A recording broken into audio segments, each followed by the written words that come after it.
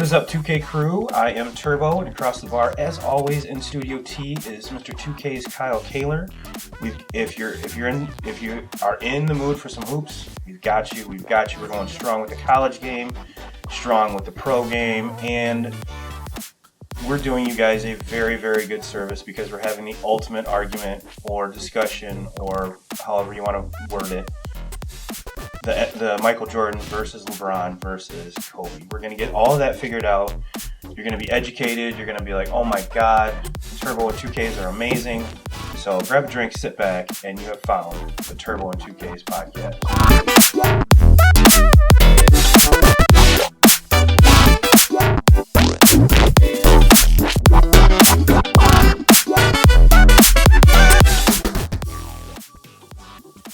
All right, well, Mr. Kaler, it's been quite a week. Yes, it has. It's been quite a week. We are recording on Sunday. Both of us, and the flu bug has kind of tormented the whole Kaler household. So, like we talked about last week, we play hurt. We just rubbed some dirt on it, and now we're back. But I think that's better for the listeners because if we would have recorded this Friday or yesterday, we wouldn't have got to see what happened last night. Yeah. And we're going to jump off with, and I'm sure there's a lot of people that want to know our take on the Big Ten. We're not going to go full college hoops. We're going to focus on the Big Ten this week, which I know is, just where we live. It's a very, very heated and sought after subject. So since we talked last, you can check the records. I've been on the whole Purdue bandwagon for a while when it comes to this. Did not see them losing, but they lost and they beat Northwestern yesterday, which is, they should have. They should have. That was a game. I mean, I didn't. I'll be the first to admit I didn't watch every minute of it, but saw the score, and I'm pretty sure the score was indicative on how it went. Michigan State last night, that was kind of crazy. Yeah, I mean, to me, it was basically the same thing that happened the first time around. Michigan probably played a little bit better last night than they did the first time around in the first half because, obviously they had the lead. But just a total different team shows up in the second half, and a total different team for Michigan State also shows up. And in both of those games, Michigan State just dominated the second half of the game, and just ran away. They embarrassed Michigan in the second half. No, I know we're going to get some folks out there that are big, and this is where I'm going to rely on you, Kyle, and I saw it on Facebook last night, and I'm pretty sure you're going to get some diehard Go Blue fans that are saying that the refs gave them that game. No, it has nothing to do with it. Nothing to do with it. I saw so many. Oh my God! They're playing 6-on-5. Oh my God! Shut the fuck up. They were that game was horribly officiated all the way around. Yeah. Oh yeah. But I will always err on the side of let the kids play, than to stop the game every 2 fucking minutes. The difference to the game and the difference to the game the first go around is Michigan does not have anybody on their roster that even comes close to Cassius Winston, who I believe is Big Ten Player of the Year. I think he's going to have a shot at College Basketball Player of the Year, especially after the injury with Zion and all that. God damn it, I said Zion. I didn't want to talk about You did it. But as far with Cassius Winston, last night he had 23 points, 7 assists, 4 rebounds. Their entire offense, they just run around him. And how many of those 23 points were in the second half? Almost all of them? Yeah. I think he had 3 points, 3 or 4 points going into that. And I think the first time around he scored like 29 the first time around. Mm-hmm. So he's one of the best players I've seen in the Big Ten. And it was Ethan Happ from Wisconsin. It seems like that kid's been there since I was in college. Purdue's got Carson Edwards. He's another one that's gonna. But Carson Edwards, that was a big reason Purdue loses to Minnesota there in the middle of the week. I'm looking here. He was 7 for 31. Ooh, That's 7 for icy. 31. Yeah. That's icy. Yeah. So. But it's you're gonna have that. Mm-hmm. You just hope that when you do have that, the other people around you pick you up, which obviously didn't happen. The thing with Winston though is it's when he's not scoring, if he's not scoring very many points, he's normally got double digit in assist numbers, and he's a 6-foot point guard that comes in and rebounds the ball, And Michigan has a similar player in that as far as their point guard, and who was Xavier Simpson, who I think is Michigan's best player all around, but he can't score the ball like Winston can. Winston can shoot the ball. He can shoot from mid-range. He can knock down free throws, and that's where Xavier Simpson's not much of a. I mean, you see it last night. Michigan State guys are just sagging back off of him and saying he was no threat from three at all. Yeah, we're daring you to shoot. Yeah, please do. Mm-hmm. And one other thing that I noticed in that game was, and I like to pride myself, like I watch a lot of basketball, especially college hoops. I don't think I remember seeing that many air balls in one game before, unless we're talking like middle school. Mm-hmm. I mean, these guys are, and it's not like, all right, well, it's going into the end of the half. I'm just going to airmail one. No, these were straight on threes, hitting the net barely. And I'm like, what the fuck is going on? What am I missing here? I don't understand what's going on. But no, you're right with Winston. And that was one of the things that when they interviewed Coach Izzo coming out of halftime, he's like, we need our best players to come out of this. Mm-hmm. And you could tell that was the halftime adjustment, is how to get Winston going. Yeah, and then once he got going, then the big guy Tillman gets going. He ended up scoring 19, 20 points last night also. Tillman looks like he's 35 years old. Yeah. Seems like he's been there. I mean, forever.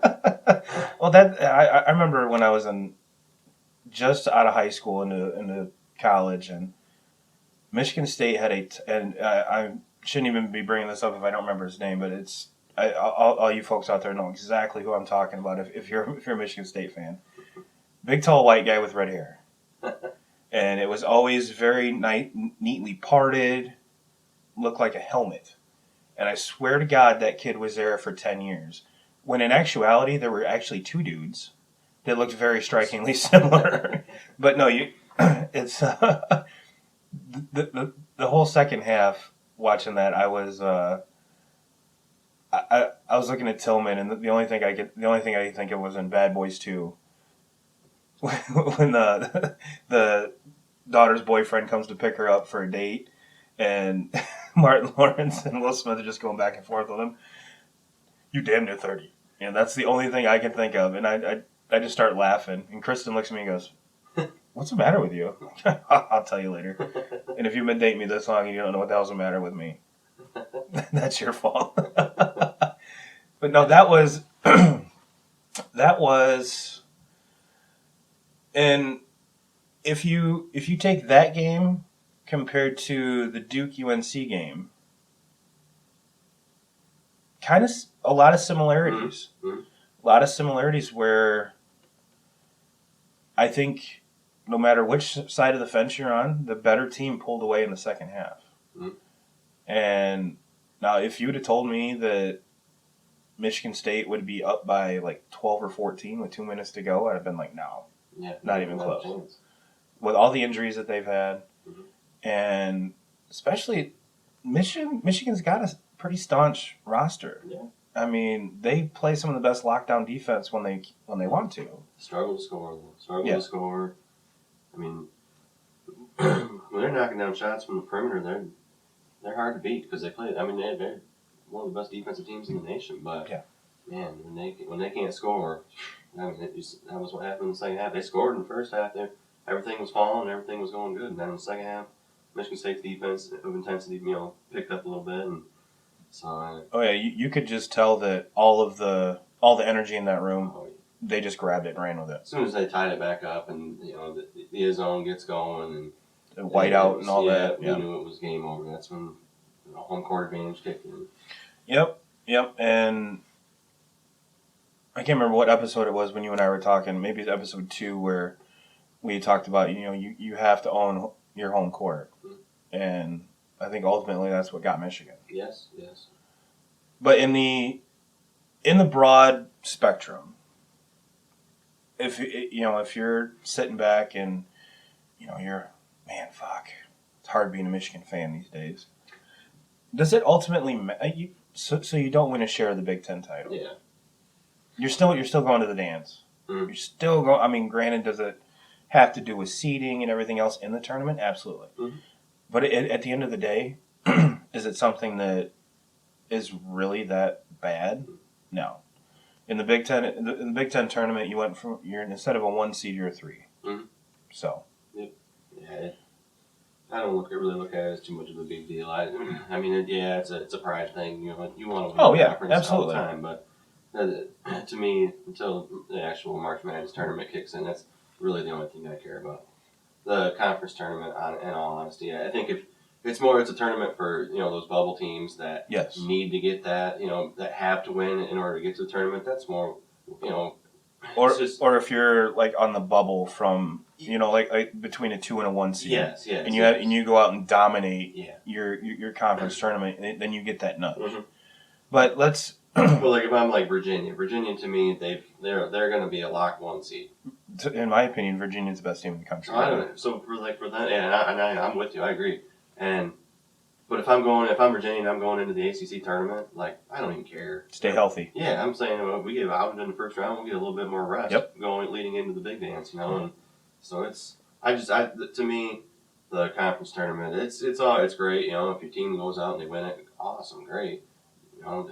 We get a banner. Yep. We can hang up a banner, but it's not the banner that they want. You want the big dance. That's the banner that you want. National championship. That's what you play for. Now, like what's playing on the TV behind Kyle is we're watching Northern Illinois and Bradley. I don't even know what the hell conference this is, but to me, when they're playing their conference titles like this is what I like to watch. Yeah, this is their way in. Yeah, but you get to see teams that we normally don't. Mm-hmm. And I think something Valley Conference, it looks like, on the floor. But yeah, to me, I mean, we've got 16 and 17 Northern Iowa and 19 and 14 Bradley going at each other. Yeah. A number 6 seed, number 5 seed. So in essence, yeah, conference tournaments mean a lot because you get to see shit like this, where during the regular season, who gives a fuck? Mm-hmm. I mean, I couldn't even tell you off the top of my head if any alumni from either one of those schools, let alone a current player. But yeah, that's. And by the way, if you guys are wondering, Northern is up 38-30 on Bradley. So just to kind of give you, I know I left you hanging. Everybody was at the edge of their seat. You know what? As we're recording this, I could feel it. So I just had to. The Missouri Valley Conference. There we go. So yeah, for all you Missouri Valley Conference aficionados, major props. But no, you're right. It is when you're not playing for something. I mean, pride is everything, especially as an athlete. Mm-hmm. You don't go out to lose. Yeah, and I mean, being that I'm a Michigan fan, it's not, to me. It wasn't even as much as the putting the conference title, in the air last night for that game obviously made it bigger. Mm-hmm. But you don't need anything added. It's Michigan State. Those two teams hate each other. That's all that needs to be said. Like, and they said last night was the most important game in Breslin Center history. Yeah. So for me being a Michigan fan, I don't really even care about not being first in the Big Ten. What I'm pissed off about is we lost to Michigan State twice in the same year. That I'm not good with. And in the second half, you guys look silly. Yes, and both games. Yeah. Both, even on our home floor 2 weeks ago. Yeah, I mean, whether that was, I'm gonna go there and say that outcoached. Mm-hmm. The halftime adjustments were vastly more absorbed in the Michigan State locker room than they were in the Michigan locker room. Yeah. But it's as much as everyone, including myself, with all the injuries, everyone keeps wanting to write off Michigan State and Tom Izzo. Mm-hmm. And for all you Michigan State fans, January, February, Izzo. That's what it's been for years. And there's so many people that are like, well, fuck that. He hasn't won in how many years? But has he been relevant? Have they been there? Have they competed? He just, I don't know. I'm biased. I'm a Michigan guy, but he just is that prototypical douche. Like, you see him over on the sidelines. He's constantly whining every single game. He just is. He makes it very, very easy to not like him. I mean, I understand if you're a Michigan State guy and you're probably like, fuck you, 2Ks. But no, he's like he's just annoying. He's like a little rat, I can't stand him. I respect him. I think he's a great coach. I think he's a Hall of Fame coach. Absolutely. But he's just that prototypical douchebag. I mean, if you look at it, most successful coaches are like that. Yeah. Coach K. Mm-hmm. But the thing with Coach K though is he's not, up and down the sidelines, throwing his jacket and Well, and then you take Roy Williams, who has a heart attack almost every other game, throwing his coat and all kinds of other shit. Yeah. But if that's what it takes to get your guys fired up, let's go. Yeah, let's go. Yeah, and it's his douchiness slides over to his players too. So you see the Michigan State guys are like start smacking the floor, and it's like just shut up and play, So they're just annoying. It's just the way it is. And I'm sure Michigan State people are like, oh, Michigan does a bunch of annoying stuff too. I mean, it is what it is, but no. I'm just gonna sit here and say they're really douchey. Now, one of the things that I saw last night that I don't think I've seen before is when Izzo was bringing in the seniors towards the end of the games, so they could get their walk off per se, and they were kissing the Michigan State logo at half court. I don't think I've ever seen that before, and it's one of those things where I'm like, man, if I was a Michigan player, I'd be so fucking pissed. But on the other hand, too, if you're a Michigan player, you should have played better, and that wouldn't have happened. So you can be pissed off all you want. Yeah. But at the end of the day, play better. You had you were in that game up until about midway through the second half. And, like we said, that the Michigan State players just grabbed that energy and ran with it, where you were grabbing at straws. Everything you tried to grab slipped through your fingers. And like I said before, the whole, oh my God, playing 6-on-5, the refs, shut the fuck up. I don't. That game was so poorly officiated on both sides. And who's the freshman kid from Michigan? Iggy. Yeah. Don't even get me. Don't even have me try to say. No, I just call him Iggy. Yeah, and there was a couple folks on my Facebook that were like, "Oh, well, it would have been a different game. His fourth and fifth foul were ticky-tack fouls." Granted, his fifth one was. Yeah, it was, but they've been calling bullshit like that the whole game. But yet, a three-point shooter shoots a three and gets knocked down, and they don't call it. So you kind of have to go with the flow of the game. If they're going to call ticky-tack shit but not big shit, adjust your game. Yeah. It's like a pitcher. If the umpire's giving you the inside corner for 3 inches, keep going there. Yeah. Go 4, go 5. Yeah. Don't go outside because if you miss on the outside, it's going to be a ball. If you miss on the inside, it'll be a strike. Adjust your game. You're borderline professionals. Yeah. And for all those folks that are saying, well, the officiating should be the same regardless. No, it's not. Yeah.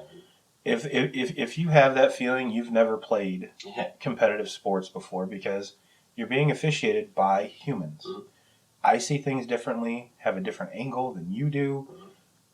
And if we get down to where we have to have replay for everything, I'll probably stop watching sports. Yeah, absolutely. And basketball's almost to that point. I can understand when it's a close game, down to the wire, when you need to check something to make sure you got the call right. Go for it. I'm all in favor of that, but it's just well when they have they get 4 timeouts as a team, then you have a TV timeout every 4 minutes or 5 minutes or whatever, and it's just you get to none of these teams are really using any of their timeouts in the first half. No. So then, if you have a close ball game, you probably have like 3 timeouts in your pocket for the last 2 minutes of a game. So the last 2 minutes of a game, I'm at the point where for college basketball, I just want to turn it on with 2 minutes to go in a game. Right. Because it's going to take about an hour Yeah. to get through all of it. So, I mean, it'll just be like, it'll have the feel. But it's like, yeah, that's, it annoys me. It's how long it takes. And then now they get these replays, and they're replaying, it's just stupid shit. And it's like, you see it the first time. I'm sitting on my couch, and I'm like, I see it the first time, like, yeah, it's Michigan State ball. Yeah, let's go. But they don't see it. I'm like, how do they not see it? Like, let's get it going here. You're basically giving these guys a 2-minute timeout to draw something up. And that, essentially, that's exactly what it is. Mm-hmm. And a few years ago, we're going back a few years, but I went to a Notre Dame girls game and really didn't get the timeout situation. I mean, of course, the timeout rules or whatever, but to actually see how much it interrupts the flow. The TV timeouts, this and that. Yeah. It's like, God damn. Mm-hmm. It seems like you're stopping every 2 fucking minutes. Yeah. Between the TV timeouts, the coaches' timeouts, injuries, substitutions are substitutions. Mm-hmm. But, I mean, that, like, I remember back when my 1 year of high school basketball, we had 5 guys eligible one game. And I was one of them. And I'm the most out-of-shape fuck. And I remember Coach Small was having to use timeouts to give me a rest. And we still almost beat the team we were playing. But, yeah, looking back at it, I'm like, man, I could play college hoops with this many fucking timeouts. Jesus. Yeah. I don't know how you break a sweat out there. Yeah. As soon as you get a sweat going, it's out. Got to take a 2-minute break here. Yeah, just have a dude over there with a cigarette and an ashtray. That'd be, oh, shit. TV timeout? Oh, yeah. This college basketball scene's where it's at, man. So, yeah, you're ultimately, where do you see Michigan and Michigan State as far as seeds in the tournament, the big tournament? I think Michigan State has done enough to where if they can win 2 games in the tournament here, that they should lock a 1 seed. Now, I was asking this question to someone last night, and I probably should have looked it up, but in the Big Ten tournament, do they have byes? Yes. Do they have double byes like the ACC, or just like top just 4? One bye, I believe. It'll just be one bye for them. Which I think the first 4 seeds will all have a bye. Like for those of you that don't know, the ACC tournament has the top 4 teams get double byes. Mm-hmm.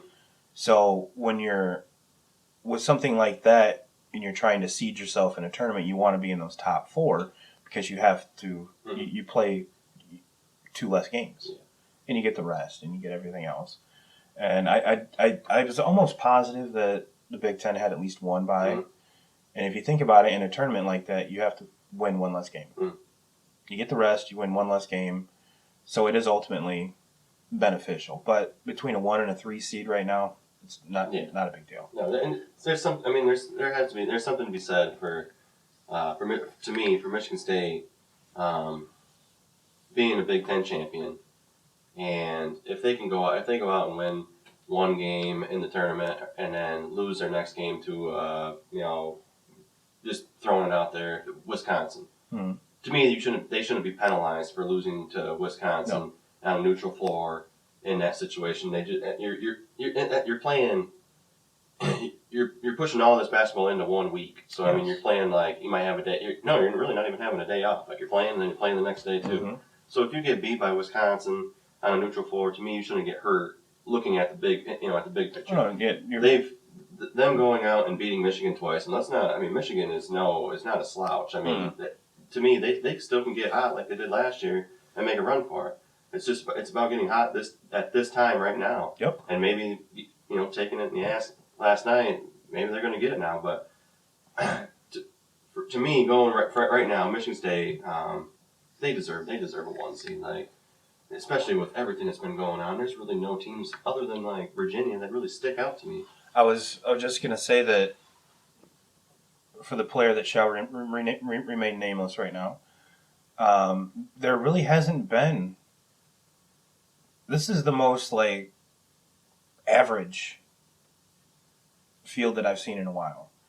Usually, you have one or two teams that are just you can't wait to watch them play, and they're just it's going to be kicking dicks in and just taking it to each other.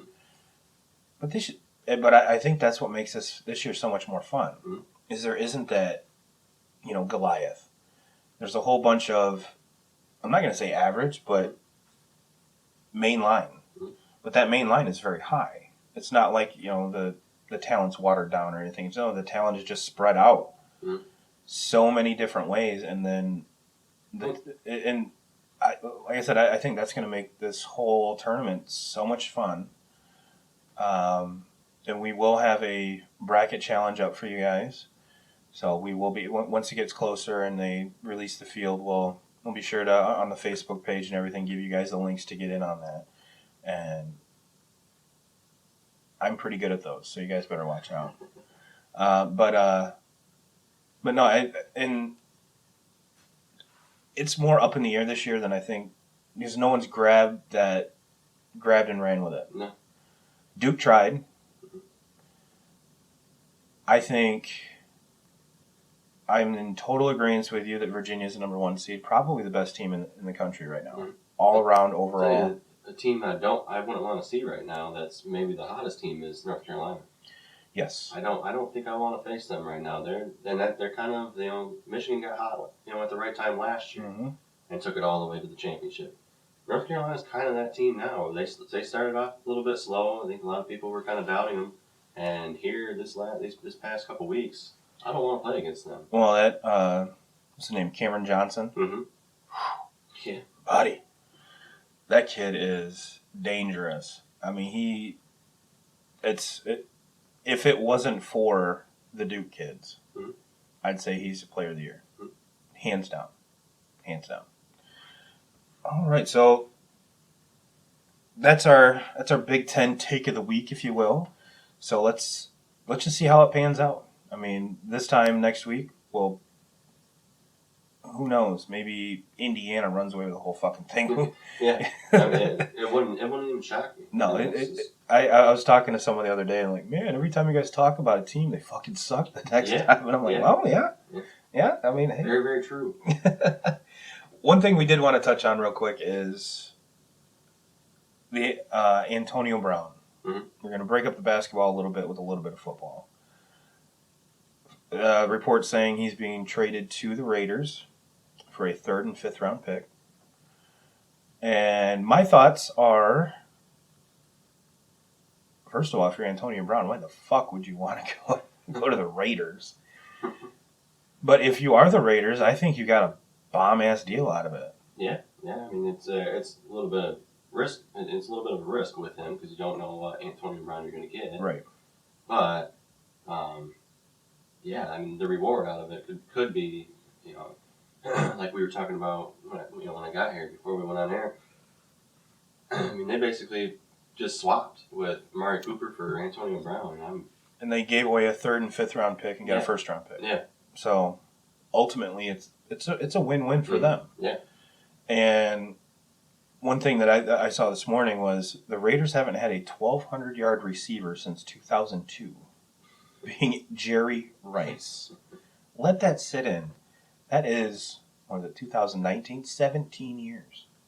The one thing that's really, I'm having a hard time understanding it, and maybe you get it, but you put in all this money, you invest all this money in Antonio Brown, but you traded Khalil Mack last year to the Bears. I don't understand why you were it was just a dumpster sale last season, and you're getting rid of the best, probably with the exception of Aaron Donald, the next best pass rusher in the NFL.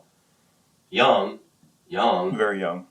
That's the guy that I'm willing to write the check. How much do you want? Because I just want you on my team, and you give him away for basically nothing. And look what he did with the Bears. Yes. When he was healthy, and dominated games. And now this season, you're going after Antonio Brown. Then don't get me wrong, Antonio Brown is great. I mean, one of the best wide receivers we've watched in the last 5-6 years. But what are you going to get from him? I mean, like, he's so wishy-washy. You don't know what Antonio Brown, he made it pretty clear in his interview with, this past week where he doesn't need football. No. So. And he's making Instagram shout-out videos for $500. Yeah. Oh, it's going to charity. Yeah. If you're dumb enough to pay $500 for that, just go ahead and take $500 and go to a local charity and give that to them. But my thing is, the whole thing came out with the Buffalo Bills. Mm-hmm. He's like, if you trade me, I'm not going. I'm not going. What, aside from the weather, what is the difference between Buffalo and the Raiders? Neither one are going to contend. And maybe it's, of course, we're not in that situation when it's easy for us to turn down money and all this and that because it's not our money. I want to be where I can win. Mm-hmm. I want to be where I can continue my 100-catch, 1,000-yard streak. As it stands right now, I don't see him 100 catches or 1,000 yards with the Raiders. Mm-hmm. I see him, even as a fantasy football perspective, your top 2 or 3 receiver probably dropping down to 10, 15, mm-hmm. Mm-hmm. maybe even lower. Mm-hmm. Yeah. Because Carr's not a bad quarterback. No. I mean, he had glimpses where he was an MVP mm-hmm. before he broke his leg. Mm-hmm. Has he gotten back to that? No. Has the offensive line been like it was? No, not even close. The year that he went on a tear, they had one of the top-paid offensive lines, and it was cohesive. They had played every game together that year. That's when Latavius Murray went off. But is it going to be like that now? No, I don't see it. I don't see it. And Antonio Brown's not old by any means, but as far as his career is going, it's a little long in the tooth. He's getting... He's 31, I think. 30 or 31, I think so, yeah. I mean, there's still some good years left. But I can understand the not being happy where you are. But at what point do you have to take a step back and be like, all right, the owner's an asshole. Who cares? I want to win. Yeah. I want to win. And you go from an annual AFC championship contender, Super Bowl contender, to the Raiders. Yeah. The Raiders. Shout out Chris Berman. Those days of Antonio Brown being targeted 15 times every game are probably, I don't see that happening. Not in that offense. Either that or he's going to be targeted every play. Yeah. And it's still going to be hot garbage. Yes, yeah. And now it's going to be interesting to see because... How many games into the season is it going to be before Gruden and Antonio Brown are face-to-face on the sideline? I hope they both get bare-chested and just box. I'm putting it at 3 games. I'll give them 3 games, and those 2 are going to be on. I can't wait. Yeah. Oh, I cannot wait. I'll be tuning in. Yeah. I will DVR that. I'll DVR every game just in case that happens because that's going to be gold. Mm-hmm. And yeah, they're both 2 very polarizing people. So yeah, I could totally see that happening. And like I said, not if, but when it happens, I hope they're just bare-chested fighting. Yeah. Just like you're at school, you meet the kid down by the tree, and there's a ring of kids standing around. Fuck the game. Let's just have this out. Either that or even better, it happens during training camp. Ooh. Be like, you know what, coach, this is gonna happen. Let's just get it out there right now. Let's not let shit fester. Let's just fucking fire this up. So yeah, that's our very intuitive, bare-chested fighting football talk for today. And I hope you guys are ready for this. I think we've officially become sports media as soon as we talk about the LeBron versus Michael Jordan conversation. And we're even going to one-up that. We're going to throw a little bit of how does Kobe fit in with all this. Kyle and I were talking before we started recording that, I'm 38, he's 27. There's a little bit of an age gap between us. So our bias are very different. And the fact that when I was growing up, Michael Jordan was must-see TV. I remember watching Sports Center in the morning, wanting to see what MJ did that night if we couldn't get him on our TV. And between that and Seinfeld, if you're walking around school on Friday morning after Seinfeld Thursday and you didn't watch, you didn't know what the fuck was going on. It was kind of that same deal when the Bulls were playing, and that was ultimately that was my introduction into professional basketball was the Bulls, and I was a huge Bulls fan because of Michael Jordan. So that's where my bias comes. Now, Kyle, you're completely different. You know, you said that Kobe was your dude growing up. I up. was Kobe, yeah. and I mean, but when it comes to comparing the three of them, I would probably have Kobe as number 3. But as far as my favorite player, and I wanted to be like Kobe when I was younger. Kobe. It was to me a closer model of MJ as far as they had that killer instinct to them. Even their shooting styles looked very similar. Yeah, and LeBron is more of a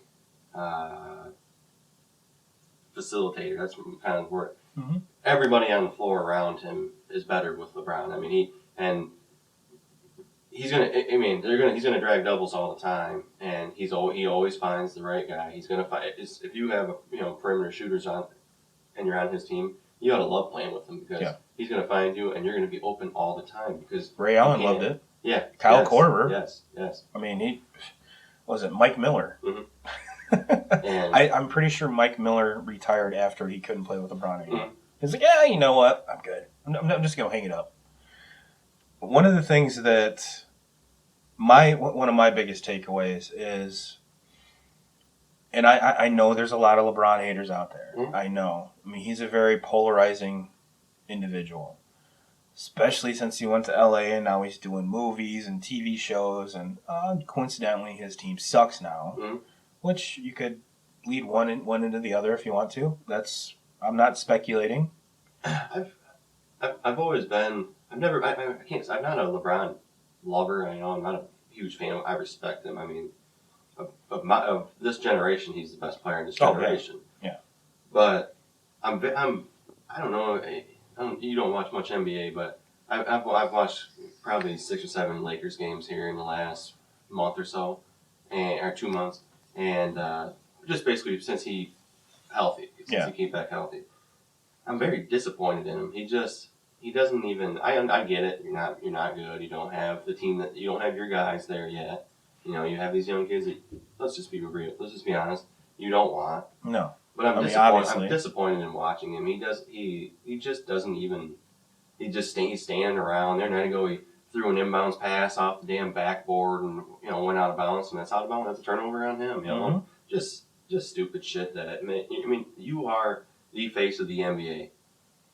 Kids are lining up to buy your fucking shoes. Yes, and you're walking back on defense because one of the young kids made a bad pass or something, or didn't get the ball into you inside when you had your guys you had your guys sealed. Yeah, he missed you, made a mistake. Happens all the time. But you don't walk back on defense. You don't. I'm disappointed in that. It's just. Yeah. It's just trash basketball. I don't even want to watch them anymore.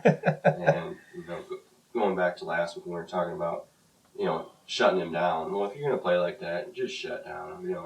Well, it's kind of funny you bring that up because I saw yesterday that they're shutting LeVar Ball down, and Ingram. Yeah, both of them are done for the year, for injury-wise, not for anything like that. And I probably should have prefaced this whole conversation with the reason we're bringing this up is LeBron passed Michael Jordan for 4th all-time on the scoring list. And if I'm not mistaken, next up is Kobe, which is kind of where we're weaving everything in between. I'm sorry, we just kind of jumped into that without without explaining where we're going, but we'll backtrack a little bit, bring you guys on board, so let's go. But one of the things that I didn't realize until I started looking into this is by the time LeBron's said and done, he could be not only the leading scorer of all time, but probably fourth on the assist chart. Mm-hmm.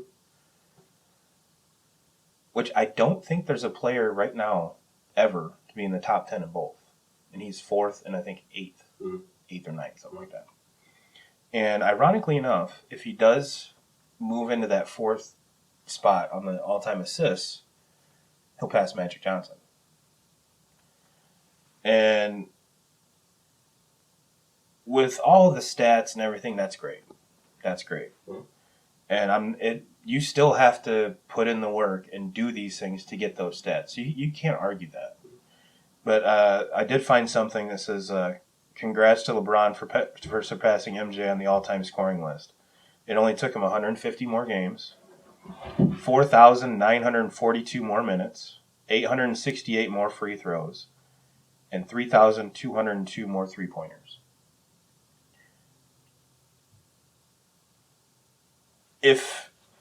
I'm not saying that it wouldn't happen, but if LeBron would have had to go to college, granted, it would probably be 2 or 3 years before we're having this conversation, but it still begs the question. Not going to college, I mean, that stat-wise, minutes-wise, games-wise, kind of puts him ahead. Mm-hmm. He kind of got a jump start. And there's another one that in LeBron's 16 seasons compared to Michael's 10, LeBron has 4 MVPs to Michael's 5, 3 rings to Mike's 6, 3 finals MVPs to Mike's 6, which I was kind of shocked at this. LeBron only has 1 scoring title, and MJ had 10. All defense, 6 to LeBron, 9 to Jordan. Defensive MVP, and this is what sets Jordan apart from Kobe, apart from LeBron. 0 defensive player of the years for LeBron, 1 for Michael. And if I'm not mistaken, he won the defensive player of the year award and the MVP the same year. I could be wrong, but I think I remember that.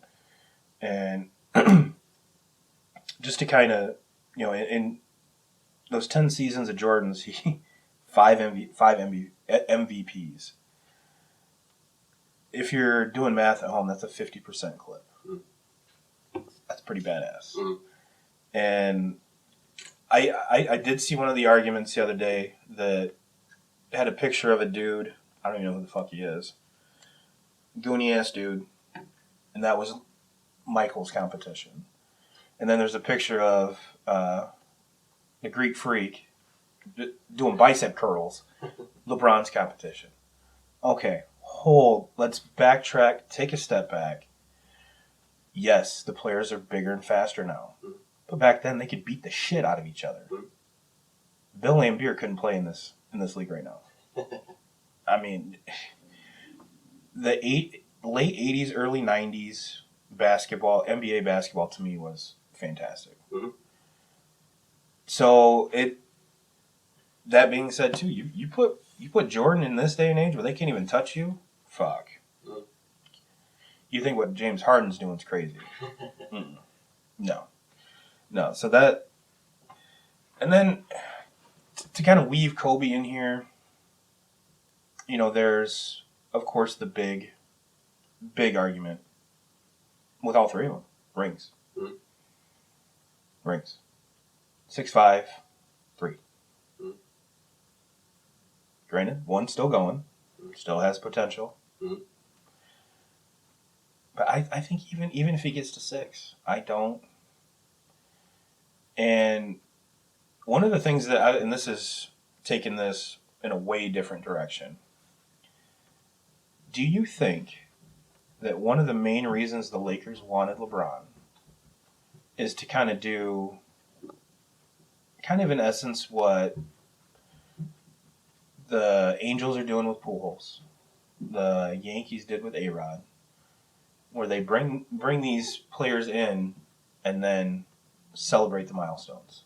Mm. And that's half the reason you bring them in. You can sell extra tickets, because ultimately that's all that the Angels have left for Albert Pujols. Yeah. Let's be honest with you. And, especially with someone, LeBron's getting up there. So... How many good years does he have left? Who knows? He takes probably the best care of his body of any athlete. Mm-hmm. But I was just sitting back going, it's not a bad business decision by the Lakers. Not only bringing the most polarizing player to your team, and arguably could be on a lot of people's Mount Rushmore by the time he's said and done. But is it business-wise? Celebrating all, like, what I found really funny was he passed MJ. Mm-hmm. There was pretty much everyone that was at the game was just like, oh, yeah, that's cool.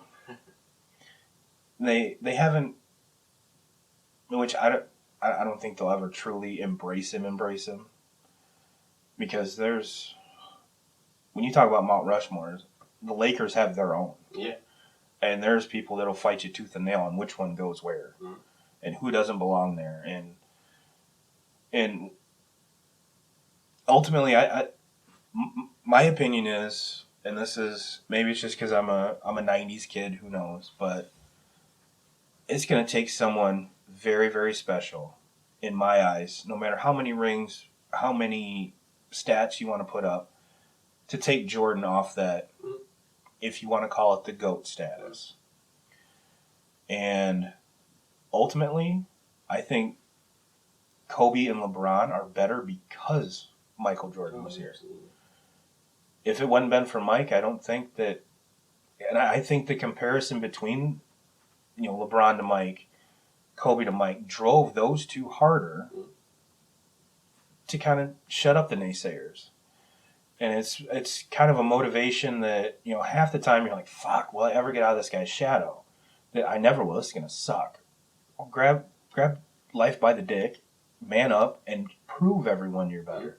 So I can see how you could take it either way. I mean, if I'm LeBron, though, just to have people comparing me to Michael Jordan, that's a win. I've won. Mm-hmm. Like, people are actually getting paid money to sit back and compare me to the greatest player that's ever played. Yeah, and one day we'll be one of those. I won. I'll take that. Yeah. I'll take that. It's such a hard. I'm arguing with people like my dad. And all them old timers are obviously Jordan. Jordan's the best. There'll never be anybody better than Jordan. Okay, I'm with you. I'm not disagreeing with it, but LeBron's he's won. Like we're comparing. He's at least comparable to it. So he's in the same breath. Yeah. Yes. So you can't argue it. Like you can't argue this generation from the generation that Jordan played in. You can't even really argue Kobe's prime with Jordan's prime. It's all they're different generations of the game. I mean, Kobe kind of fits right in the middle where the league was changing into what it is now from what it was when Jordan was playing. Yep. And there's folks that'll tell you, and I'll be right there with you. Jordan was the one that traveled the most and had the most preferential officiating. Mm-hmm. But when you're that good, you kind of deserve that. Mm-hmm. But you're, and like you and I were talking before, you never watched Jordan live, did you? When he was, my time of really watching Jordan live was when he was with the Wizards. Not the real Michael Jordan. Yeah, exactly. This was the shell of himself. Yeah. But no, and now one thing I can kind of compare it to is watching Barry Sanders. And this is coming from a Bears fan. I never watched him live. Oh, you didn't see him live either? But I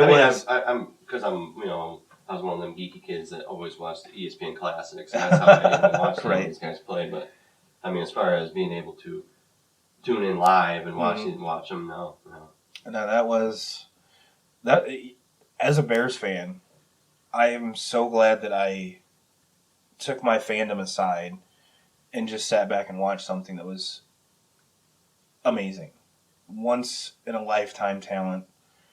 And for us in our lifetime to have a Michael Jordan, then a Kobe, and now a LeBron to talk about, that's pretty special. Yeah. I mean, just that. And now, for how long are we going to be talking about the Greek Freak? Yeah. And there's so many. what I kind of like about sports right now is it's getting to the point where I'm spitballing here that a lot of the leagues are going towards the younger talent, baseball especially, football, basketball. With basketball, you can kind of have more of a 10-year career if you want to think about it that way. But as far as the talent is concerned in all of those sports, and I notice I didn't mention hockey because I don't know shit about hockey. They're being they're being taken care of really well. I mean, sports are in good hands with a lot of these young kids, and all across the board. You look at the kid in Dallas, Luka. Mm-hmm. You know, you look at his rookie numbers compared to LeBron's rookie numbers. Oh. They're pretty similar. Luka's 19 years old. Yeah, LeBron, just same age crazy. at that time, though. Just 19-year-old playing a grown-ass man's game and dominating. Yes. Dominating. I mean, granted, with him, he did play overseas. Mm-hmm. He played professionally over there, so he got a little bit of a taste of it. But to the people that want to throw that argument at me, it's not the NBA. No. It's not the NBA. You can... No. Is it a different level than college? Yeah, it's more intense than college, but I think that's why he's doing so well right now. It's because he played in that league. You know, but yeah, to sit back and be like, oh, well, he played overseas. Yeah, cool. Yeah. And we're seeing the fruits of his labor, which is pretty fucking sweet. Mm-hmm. So yeah, sports are in good hands. And if you think that's probably the last time we'll ever compare LeBron to Michael, I think you're completely wrong.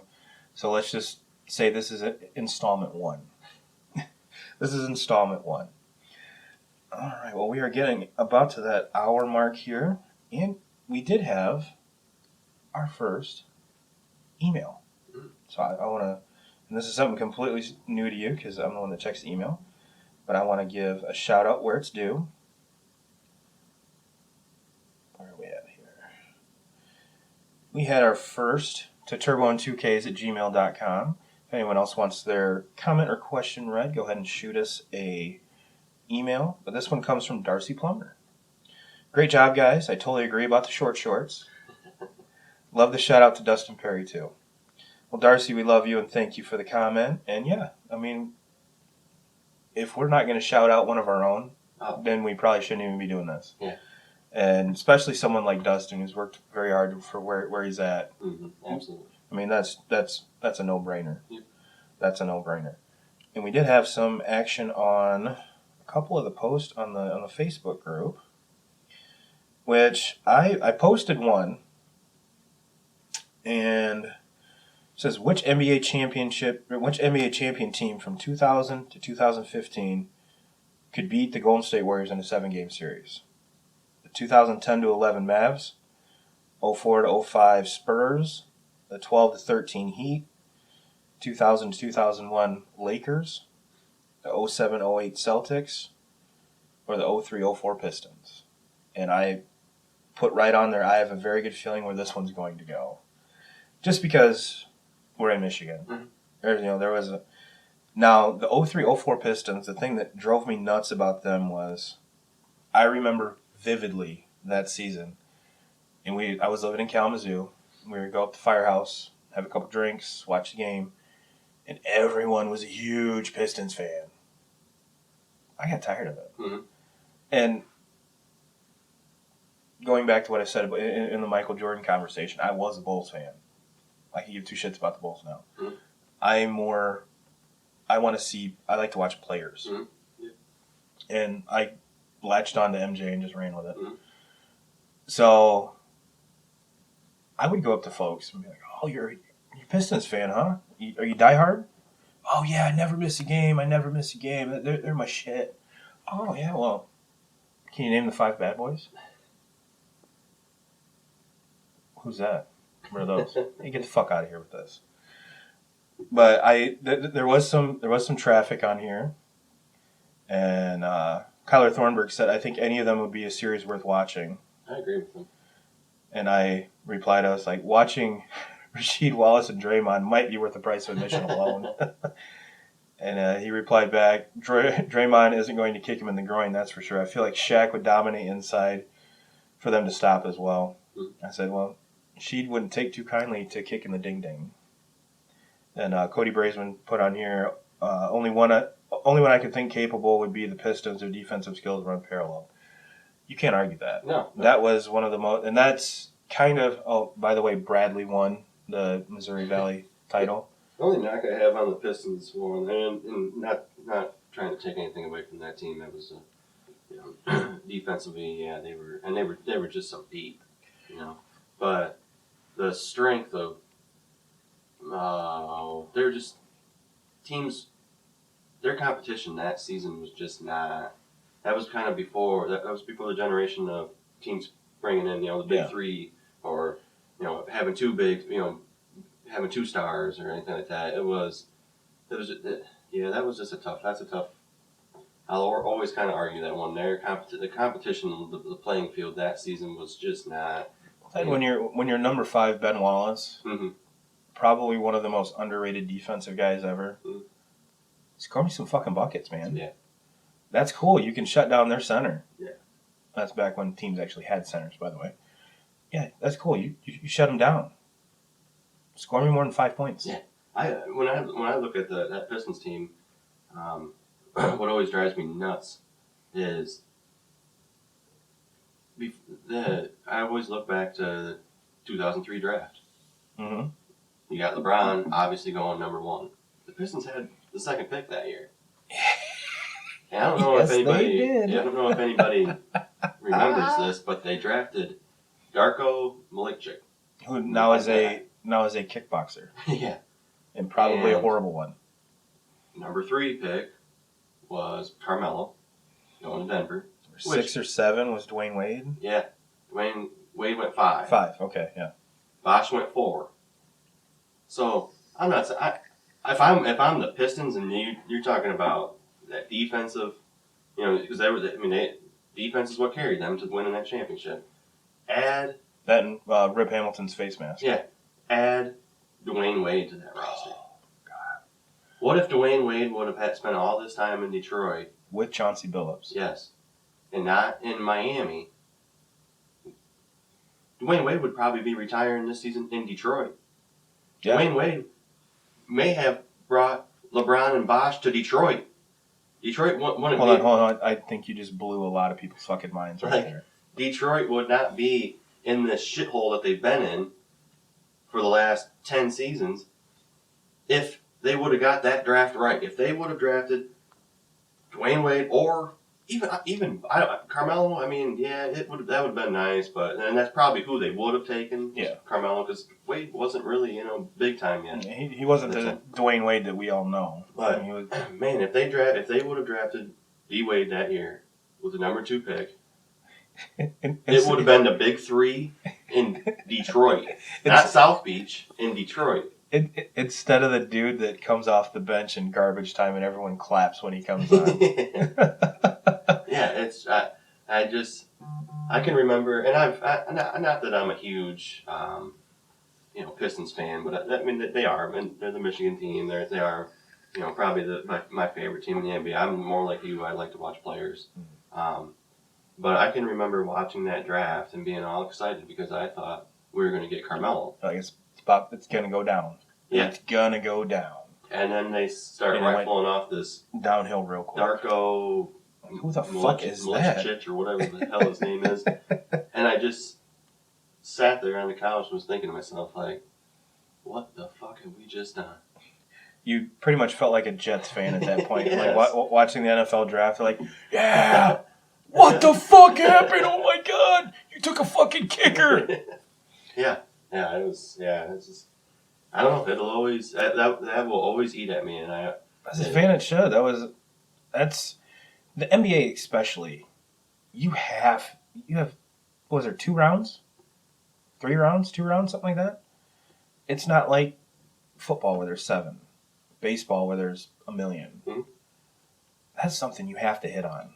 Yeah, and how as a scout for an NBA team, give the thumbs up to that dude and miss out on not only D Wade but Carmelo, Chris Bosh, and how do you miss out on those 3? Like, well, I think Darko's got a higher upside than these three. Like, are you Yeah. kidding me? Yeah, no, that still, I'm pretty sure you might have just opened a wound for a lot of Detroit Pistons fans, but yeah, I'm right there with you. I'm right there with you. Now, the one that I really would want to see out of all of these, and I think I'd have to give, now, the Mavericks to me, throw them out. Yeah. I mean, that was their one good run. I'm glad Dirk got his title. Mm-hmm. And you got the Heat, which those three would match up really well. Yes, they would. I'm leaning more towards the Spurs. Mm-hmm. If I remember right, that was the Bruce Bowen, Mm-hmm. Mm-hmm. who is probably the most underrated lockdown defender, perimeter defender. So he's taking away Clay right out the gate. There's no way Draymond's going to dominate Tim Duncan. I'm sorry. No. And I think Tony Parker could take away. Mm-hmm. I mean, so you have no point guard's done. He shut down Curry. Mm-hmm. Well, keep in mind when I say shut down. Slow him. Yeah. Slow him. Yeah. I mean, you're not going to get these, 12-point runs in 12 seconds, which is what that's their big thing. Yeah. Just when you think they're out of it, all of a sudden, bam, bam, bam, bam, bam, shit, they're up by 20. Yeah. Not on that team. Mm. And they were more of a slow it down, run our offense, run it through Tim Duncan. It's a total different style. Where with the rest of these teams, well, the Shaq and Kobe was kind of the same way. Mm-hmm. But all the other ones, especially the Celtics, the Heat, the Pistons, even for that matter, could run, and they would do it. Or those two, and I mean, especially, did Robert Horry play on both those teams, the Lakers and the Spurs at that time? I believe so. So I mean, fuck, there you go, right there. Big shot Bob's on both those teams, shutting them down. So yeah, I normally post a lot, at least a couple things a week on the Facebook page. So if you haven't had a chance to check it out, go ahead and check it out. And there's one I posted Thursday. It was a little teaser to this week's show, and it's kind of long, and there's actually quite a lot of comments on here. So go on there. It says Kobe won 65 games and a championship with this roster. I don't want to hear no excuses for LeBron. It gives the Trevor Ariza, Andrew Bynum, all that good jazz. But there's quite a lot of activity on there. So go on there, give us your thoughts on that one, and as well as the basketball one we've been talking about. So yeah, leading up to that, anything you want to know about us is on the Facebook page. Again, we love reading the emails, so send us emails, any questions, comments, fuck yous, whatever you want.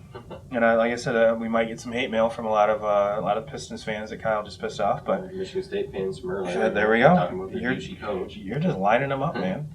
But yeah, we want this to be as interactive as possible. It's easier for us to come up with topics if you guys help us out. So, what was really cool the past week is that I had 3 people come up to me. This is going to lead into what I want to say too. Is that if you didn't get the memo, we're not only on iTunes, we're not only on Stitcher, we're not only on Google Play now, we're on Spotify. And I had not one but 3 people come up to me this last week and go, "Hey, I downloaded Spotify just so I can listen to your show." I'm like, well, fuck, that's pretty badass. That's pretty badass. And so yeah, that's where you can listen to us. You can always go to the Facebook page. Every time that it uploads, I do put a link on there. But if you do want the notifications, if you do want to know when the show goes live, ironically enough, usually it's about noon on Wednesdays. But if you want the notifications, go download one of the other apps, and it'll pop right up as soon as you subscribe. And it helps with our analytics too if you do subscribe. So keep the downloads coming, keep the emails coming. Go on the Facebook page, and if you guys want to start a conversation on the Facebook page, go for it. I mean, if there's something you want to start, or if you want to get on the bandwagon and say that Wisconsin's the best team in the Big Ten. Go for it. Yeah. You might catch a little heat for it. Yeah. But you know what? That's the best part about sports. Mm-hmm. Is that we all view it differently. Mm-hmm. Our fandom's different. But what brings us together is 9 times out of 10 dudes playing with a ball. Mm-hmm. So, all that being said, keep it up, 2K crew. We love you guys. And Jim Rome, if you're out there, we're coming for you.